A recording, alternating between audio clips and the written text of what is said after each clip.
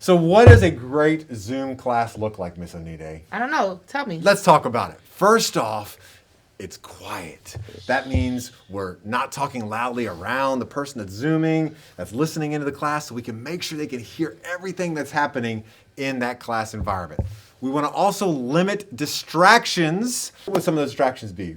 Some examples, Miss Anita. It could be people walking back and forth in the Yep. background. Maybe doing bunny ears on Yep. somebody. It could be pets in the Zoom Yep, camera. bringing in objects that don't belong in the Zoom. We need to limit those distractions. Why? Because all eyes and ears may be on you, and they're watching through that camera what's happening in that particular environment. So we want to be careful of all the language and behaviors while the class is in session. Especially if we have adult conversations, they do not need to be happening in the actual Zoom environment.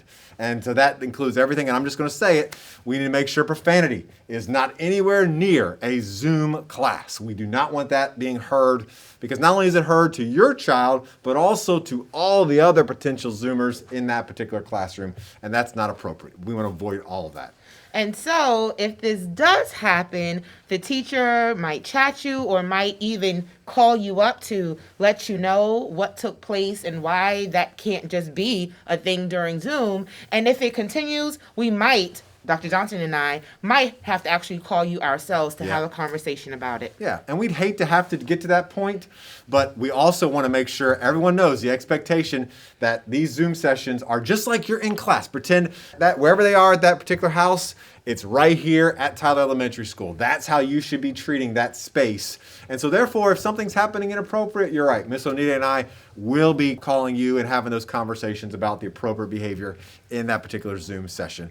And we want to make sure that all scholars have access to a respectful and appropriate virtual learning environment. So important. So these are just a couple things we wanted to kind of have a family chat about today to make sure you understand the expectations, so that everyone can become a passionate learner here at Tyler Elementary School, right, Yes. Miss Anita? And if there's anything that we can do to help support you at home, Yes. please feel free to call us up and we'll try to help you out as best we can. We would love to be there for you and support you along the way. Okay, let's give them a Go Tigers. Ready? All right. Go Tigers!